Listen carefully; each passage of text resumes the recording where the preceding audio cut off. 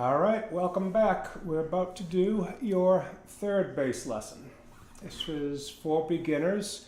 Bass lesson 1 was this side of the bass. Bass session 2, or lesson 2, was this side, putting your finger on the fretboard. And now we're going to go into a little more music theory.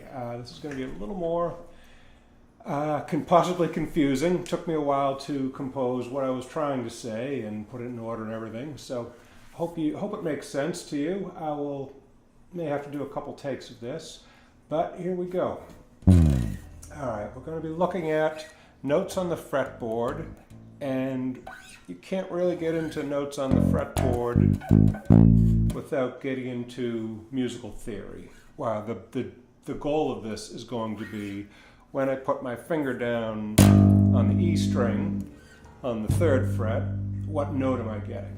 Well, it's not as simple as just counting A, B, C, D, E, F, G, because there are notes in between those. So we have the E string, and our first goal will be figuring out on the 1st fret, what note are we getting? So here we go for music theory. Here are the basics. You can start anywhere, but let's just start at A. The notes are A, B, C, D, E, F, G, and then it goes back to A again. And those are called naturals. Those are full notes, A, B, C, D, E, F, G, A. On a bass, here's the E. The lowest you're going to get is A. So E, we're starting with E, F, G, A, B, C, D, E. That would be moving up the neck this way, getting higher and higher, and it repeats after after G, it goes to E. But it's not that simple. So let's look at a piano. Piano is a little easier to visualize this. So in our piano here, this is just a segment of the piano. You can see, let's start with E, and we see in the blue dots, E, F, G, A, B, C, D, E. We're just looking at the white keys here. So the white keys, those are the naturals. But you'll notice in between most of the white keys is a black key. And the black key is a sharp. A sharp is a note between two natural notes. It can also be thought of as a half step, where a full step is between two notes. A half step is a sharp. So if we look at F, between F and G is an F sharp. Between G and A is a G sharp. Between A and B is a B sharp. But you'll notice in a couple places there's no black key in between the two notes. That is between E and F and between B and C. So there's no sharp between E and F. And that's really important in figuring out what note is next on the bass, because on a bass, as you move up, or on guitar also, as you move up one fret at a time, you're moving up what's called a half step. And that half step on the bass is one click to the right on a piano. So if we look at on the piano, just for example, here's the A string. One fret up would be a half step, so that's the A sharp. A to A sharp. Then we move one more, and we see from A sharp, one step up is a B. So there's 3 notes, A, B sharp, and those are up 2 half steps. So here's the memorization part. There's no way to do it, no simple way, you just have to remember. The notes go, there's a sharp between each note except for E and F and except for B and C. So the progression would be, let's start in C. C, C sharp, D, D sharp, E jumps directly to F, F F sharp, G, G sharp, A sharp, B. Once again, jumps directly to C, no sharp in between.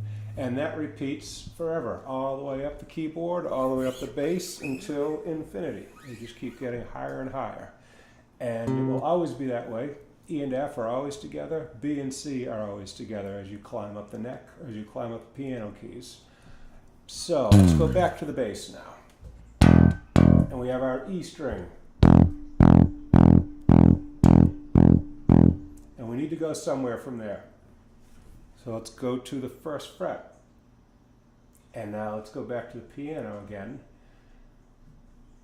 We go from an E. There is no sharp between an E and an F. So the first fret, that's an F. Now from the F, one fret up, that does have a sharp. F sharp. One more, G. One more, fourth fret, G sharp. One more to an A. A goes over to an A sharp. To a B. Now there's no sharp between a B and a C, so one more fret, that's a C. To a C sharp. To a D. To a D sharp. And we get up to the 12th fret. That is an E. One thing you'll always remember is that once we get to the 12th fret, that's when the string repeats. Open is an E, 12th fret is an E, and that's true on all the strings. A string, 12th fret, A. D string, 12th fret, D, one octave up. G string, 12th fret, G.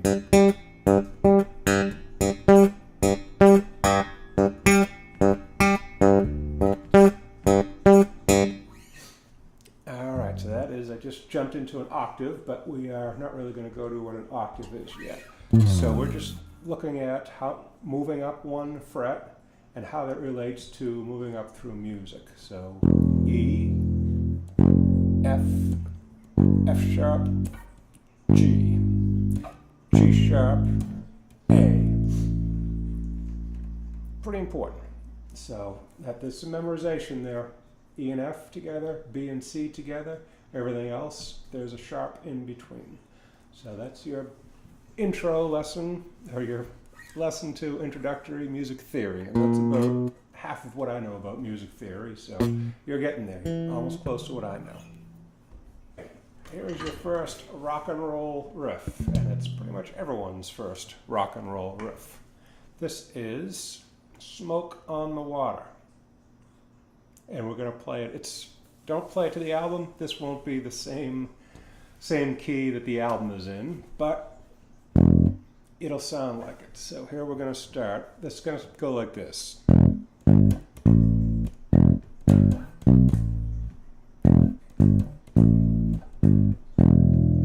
then it repeats that a few times. So it starts on open E.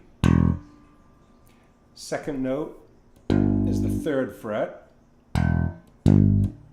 Third note is the fifth fret. So let's just concentrate on that part. 0, 3, 5. You might want to learn to split up the fingers. Don't just use this finger all the time. It's going to save you a little energy to use additional fingers. Alright, here's the second part. This takes a little motion. So it's 0, 3, 7, 5. So let's put the whole thing together.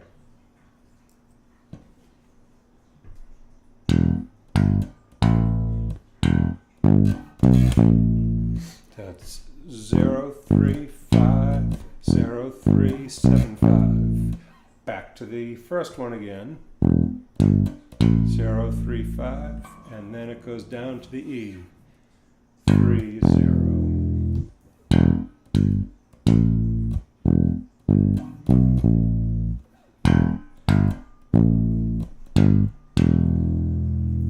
0, 3, 5, 0, 3, 7, 5, 0, 3, 5, 3, 0. And that's it. That's your first riff. I would suggest playing that along a million times too, with a drum beat in the background. I think it was 8 notes or something like that. I'll put the link up in the video later on. But that's your first riff, Smoke on the Water.